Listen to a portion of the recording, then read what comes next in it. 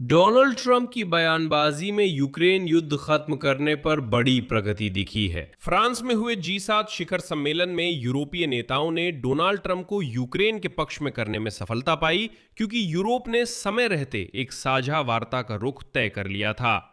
इस समय G7 देशों के नेताओं के बीच ये आम राय है कि रूस अब युद्ध के मैदान में जीत नहीं सकता, इसलिए उस पर दबाव बनाना जरूरी है।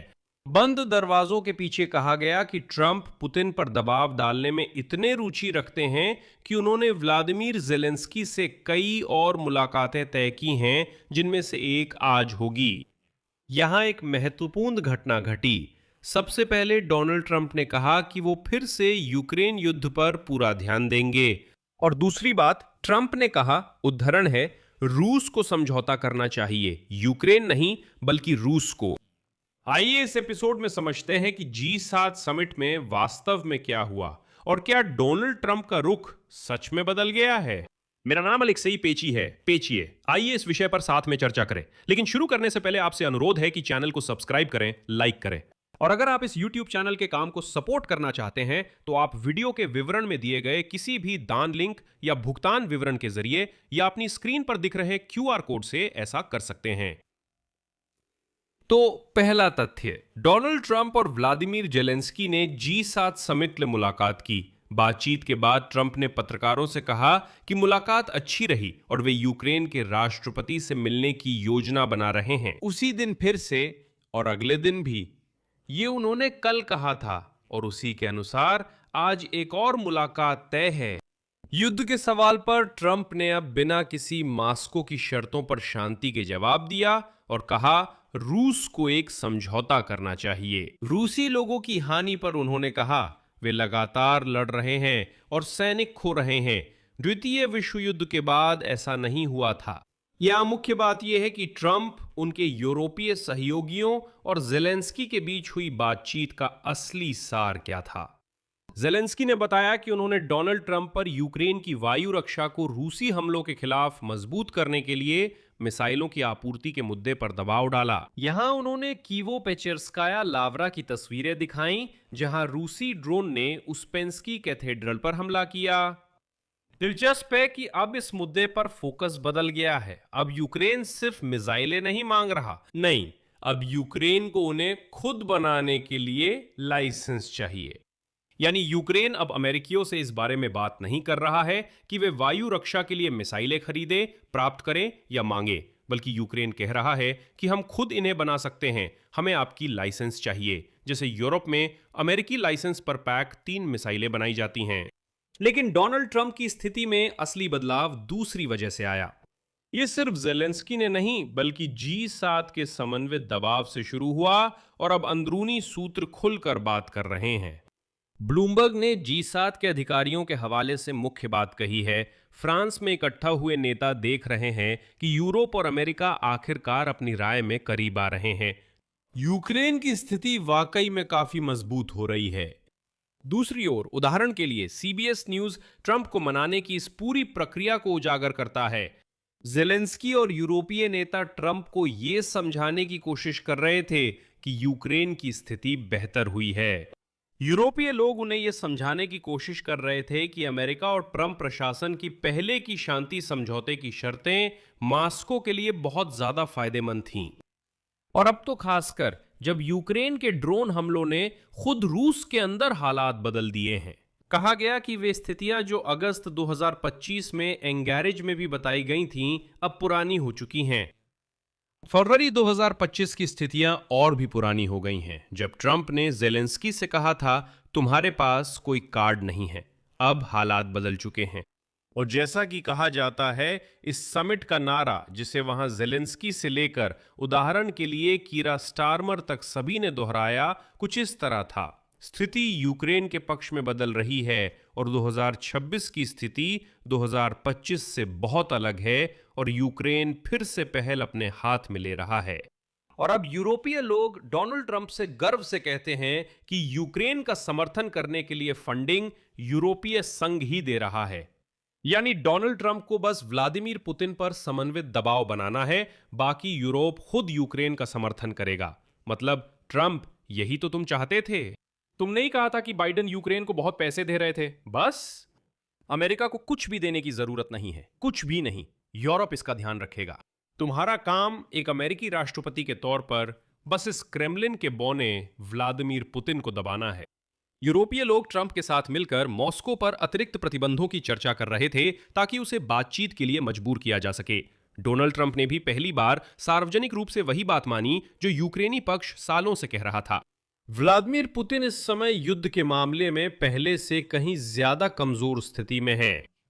ये डोनाल्ड ट्रंप की पूरी स्थिति का एक बड़ा बदलाव है 2005-2025 के मुकाबले, जब डोनाल्ड ट्रंप की नजर में कमजोर पक्ष हमेशा यूक्रेन था। वो कहते थे, अरे आप क्या कह रहे हैं, रूस तो ज्यादा ताकतवर है। अब वो कहते हैं, हाँ पुतिन वाकई में कमजोर दिख रहे हैं और उनकी स्थिति पहले से कहीं ज्यादा कमजोर है। लेकिन, और यहीं से इस एपिसोड का ईमानदार विश्लेषणात्मक हिस्सा शुरू होता है। डोनाल्ड ट्रंप के इस बदलाव की कुछ सख्त सीमाएं हैं। हमने डोनाल्ड ट्रंप का उत्साह कई बार देखा है, लेकिन यह शायद ही कभी किसी ठोस कार्रवाई में बदल पाया है। यूक्रेन के आत्मविश्वास के बावजूद बातचीत में अब तक कोई प्रगति नहीं दिखी है। डोनाल्ड ट्रंप फिलहाल सकारात्मक दिख रहे हैं, लेकिन ये वही आशावादी बातें हैं जो वो महीनों से दोहरा रहे हैं जब वो युद्ध खत्म करने का वादा कर रहे थे। G7 शिखर सम्मेलन में डोनाल्ड ट्रंप और वोलोदिमीर जेलेंस्की की सीधी द्विपक्षीय बैठक शुरू से तय नहीं थी। यह दिखाता है कि वो शिखर सम्मेलन में काफी निराशावादी मूड के साथ गए थे। लेकिन निश्चित रूप से कुछ उम्मीद तो है। आज 17 जून को ट्रंप ने फिर से व्लादिमीर जेलेंस्की के साथ एक और बैठक निर्धारित की है। जेलेंस्की ने कहा कि यूक्रेनी टीम अगले 24 घंटे में अमेरिकी टीम से मिलेगी। कई अहम तकनीकी बैठकें तय हैं। अभी ट्रंप और जेलेंस्की की टीमें कुछ मुद्दों पर काम कर रही हैं। आज दोनों राष्ट्रपति फिर चर्चा करेंगे कि आगे क्या और कैसे करना है। और बातचीत की स्थिति के इर्द गिर्द ही अब मुख्य सस्पेंस बना हुआ है। शिखर सम्मेलन में जर्मनी और यूक्रेन ने मिलकर अपनी रेड लाइन तय कर दी है। चांसलर मर्ज ने कहा कि उन्होंने जेलेंस्की के साथ ट्रंप को शांति वार्ता के लिए अपनी तत्परता की जानकारी दी, लेकिन वार्ताएं सही रुख से शुरू होनी चाहिए। रूस की यह मांग अस्वीकार्य बताई गई कि यूक्रेन डॉनबास के हिस्से से हटे। यही मुख्य बात ट्रंप को समझाने की कोशिश हुई। जो बातें तुमने 2025 में दोहराई थीं, वे अब लागू नहीं होती। सब कुछ और स्थितियां बदल गई हैं। यूक्रेन ने रूस पर लंबी दूरी के हमले यूं ही नहीं बढ़ाए थे। यह सीधा जवाब है उस बात का जिसे मॉस्को एंकरेज समझौते कहता है। जेलेंस्की ने इकलौता प्रारूप ठुकरा दिया जिसे क्रेमलिन मान्यता देने को तैयार था, और उन्होंने इस जंगली गंदगी से भरी मॉस्को जाने से इनकार कर दिया, पुतिन से मिलने के लिए, ये कहते हुए कि हम ये खेल नहीं खेलते। फौरन गंजे तानाशाह को विकल्प दिया, चलो अमेरिका में मिलते हैं। तुम अलास्का जा चुके हो, वहीं मिलते हैं। ट्रंप मुलाकात का इंतजाम कर सकते हैं। लेकिन जैसा कि हम सब अच्छी तरह जानते हैं, पुतिन डरपोक है और डरपोक अपने बंकर से बाहर नहीं निकलेगा। अरे इस विषय पर मेरा एक अलग एपिसोड है, जरूर देखिए। ये कल ही आया था कि व्लादिमीर पुतिन बातचीत क्यों नहीं करना चाहते, पुतिन हर हाल में क्यों बचते हैं, और जेलेंस्की बार बार क्यों चाहते हैं कि पुतिन बार बार कहें कि वो बातचीत को तैयार नहीं है। ये अलग मुद्दा है। अरे इस विषय पर वापस आते हैं। ईमानदार होना चाहिए। उदाहरण के लिए, पॉलिटिको लिखता है कि डोनाल्ड ट्रंप की यूक्रेन मुद्दे पर वापसी से यूक्रेन के सभी यूरोपीय सहयोगी खुश नहीं हुए। पैराडॉक्स यह है कि जब तक ट्रंप ईरान के मुद्दे में व्यस्त थे, यूरोप ज्यादा शांत था। और यूरोपीय संघ के एक राजनयिक ने साफ कहा, यह कि ट्रंप दूसरे मुद्दों में व्यस्त थे जरूरी नहीं कि ये बुरी खबर थी। चिंताएं स्पष्ट है। ईरानी संकट से निकलकर अमेरिकी राष्ट्रपति शांति प्रक्रिया को फिर से अपने नियंत्रण में लेने की कोशिश कर सकते हैं, यूरोपियों को पीछे धकेलते हुए, और रूस पर उनके अधिकतम दबाव की रणनीति को ध्वस्त कर सकते हैं। और ये मतभेद दो स्तरों पर दिखाई देता है। पहला है प्रतिबंध। यूरोपीय संघ रूस के खिलाफ 21वां प्रतिबंध पैकेज आने वाले हफ्ते में पूरा करेगा, जिसमें छाया तेल टैंकर बेड़े पर भी कार्रवाई होगी। लेकिन कम ही चीजें दिखाती हैं कि अमेरिका भी ऐसा कदम उठाने को तैयार है। उल्टा वॉशिंगटन ने वैश्विक कीमतें बढ़ने पर कुछ ऊर्जा प्रतिबंध कम किए थे। हालांकि डोनाल्ड ट्रंप ने कल इशारा किया कि अगर तेल बाजार की स्थिति सामान्य रहती है तो वे रूसी तेल पर फिर से प्रतिबंध लगा देंगे। और दूसरा सवाल यह है कि आखिर बातचीत की मेज पर बैठा कौन है। व्लादिमीर ज़ेलेंस्की इस बात पर जोर देते हैं कि यूरोप को बातचीत में मध्यस्थ के रूप में नहीं बल्कि साझे हितों वाले सहयोगी के रूप में मौजूद रहना चाहिए। अगर डोनाल्ड ट्रंप खुद हस्तक्षेप करें तो शायद वो यूरोपीय नजरिया ना अपनाएं या यूरोपियों को बातचीत में शामिल न करें। ऐसा पहले भी हो चुका है। मैं याद दिला दूं, 2025 में डोनाल्ड ट्रंप ने कहा था, कौन से यूरोपीय, हम रूसियों से सीधे बातचीत करेंगे, यूरोपियों की जरूरत नहीं है। फिर से उसी स्थिति में जाने का खतरा है और चिंता की घंटी पहले ही बज चुकी है। और पुतिन के सहायक उशाकोव ने घोषणा की है कि ट्रंप के विशेष दूत विटकोव और कुशिन जल्द ही फिर से मॉस्को का दौरा करेंगे। यानी G7 की सार्वजनिक एकता के साथ साथ एक अलग अमेरिकी रूसी संपर्क चैनल भी चल रहा है जिसे यूरोपीय लोग नियंत्रित नहीं करते।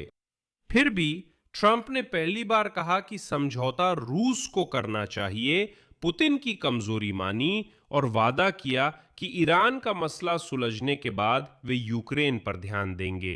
लेकिन ट्रंप का ये रुख अब भी सिर्फ उनके मूड पर निर्भर है, किसी लिखित प्रतिबद्धता पर नहीं। यूरोप को यह वाजिब डर है कि ट्रंप इस प्रक्रिया को अपने हाथ में ले लेंगे और एक बार फिर सहयोगियों को दरकिनार कर मॉस्को से सीधा समझौता करने की कोशिश करेंगे। और क्रेमलिन अब भी किसी भी उचित वार्ता के फॉर्मेट से इनकार करता है, सिवाय इन चिल्लाहटों के कि अगर ज़ेलेंस्की बातचीत करना चाहते हैं तो उन्हें मॉस्को आना चाहिए। लेकिन 10 लाख बार जवाब दिया जा चुका है, गंदे जंगली बदबूदार रूसियों के पास तुम्हारे गंदे मॉस्को में कोई नहीं आएगा, वहीं खुद रहो कृपया। बस बंद हो गए हो, वहीं रहो, खुशहाल रहो, जो चाहो करो, लेकिन कृपया वहां सभ्य और समझदार लोगों को खींचने की कोशिश मत करो। तुम्हारी मॉस्कोविया एक दलदल है, वहां कोई समझदार आदमी नहीं जाएगा। ये सवाल छोड़ दो, अगर तुम्हें ये मॉस्कोविया पसंद है तो वहीं रहो और खुश रहो, समझदारों को परेशान मत करो। यहां एक जाली लगानी चाहिए ताकि इसे अलग किया जा सके। कीव के लिए अच्छी खबर यह है कि लंबे समय बाद पहली बार पूरा G7 एक ही भाषा में एक ही बात कह रहे हैं। बुरी खबर यह है कि युद्ध के अंत में एकता बदलने का एकमात्र तरीका गंजे पुतिन पर दबाव डालना है। और यह दबाव फिलहाल यूरोप बढ़ाने को तैयार है, लेकिन जरूरी नहीं कि वॉशिंगटन भी ऐसा करे। फिर भी देखते हैं कि आज की मुलाकात का क्या नतीजा निकलता है, ट्रंप और ज़ेलेंस्की की। यहां मैं फिलहाल विराम लगाता हूं। YouTube पर सब्सक्राइब करें, क्योंकि हम, जैसा कि कहते हैं, सभी घटनाओं को लाइव कवर करते रहेंगे। और अपनी राय कमेंट्स में लिखें और कृपया इस एपिसोड को लाइक करें। अगर आप इस YouTube चैनल को सपोर्ट करना चाहते हैं तो डोनेट लिंक या विवरण में दिए अकाउंट से कर सकते हैं, वहां कई प्लेटफॉर्म्स हैं। आपको जरूर कोई ऐसा प्लेटफॉर्म मिल जाएगा जो आपके लिए सुविधाजनक हो। मैं आपकी किसी भी मदद के लिए आभारी रहूंगा। बस इतना ही, अपना ख्याल रखें। सबको अलविदा।